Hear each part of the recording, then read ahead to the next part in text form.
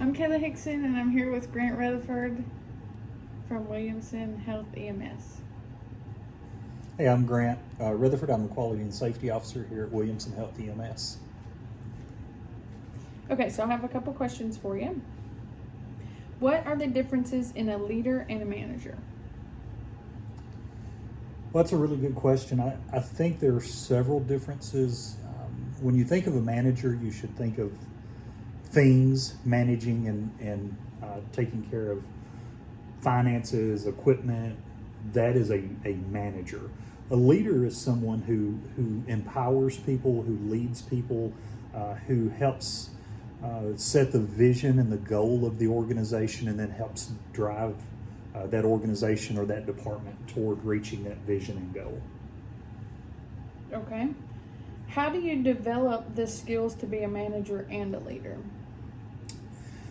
I think the skills to be a manager, a lot of those are academic. You can learn how to be a manager through business classes, through college courses such as the one you're taking. But I think becoming a leader is a much more difficult thing. A leader requires you to develop people skills. Being a leader requires you to have a big picture thinking, not necessarily getting mired down in the details, but being able to think of the big picture and then how to put the right players in place to reach that goal and empower them to do that. So the skills to be a leader are a lot more difficult. I think one of the things that's important to know as a leader, or to kind of help frame that up, is if you take a personality test and you're a type A personality, right? And type A people want to be led in a specific way. They want their leader to treat them a specific way. Well, if you treat the people that you're leading the same way you want to be treated, you're only going to connect with about 17% of the population.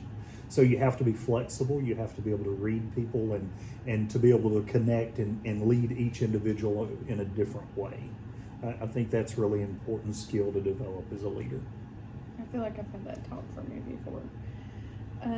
What should an up-and-coming leader know about the differences? So I think it's important to realize that you should not try to manage people. That, as I said in the earlier question, that you manage things and you manage processes and budgets and equipment.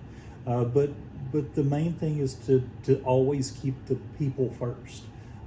It doesn't matter how good your budget looks, or if you have the best equipment in the world. If you're not a good leader and you're not caring for your staff, the people that you lead, and you're not empowering them and growing them, then your organization or your service is not going to be successful. So there again, I think that is the most important part especially to becoming a leader is taking care of the people, listening to them, getting their opinion, taking their advice. You may not always be able to follow it, but at least they feel empowered and they feel like they're heard. So I guess to summarize is putting people first.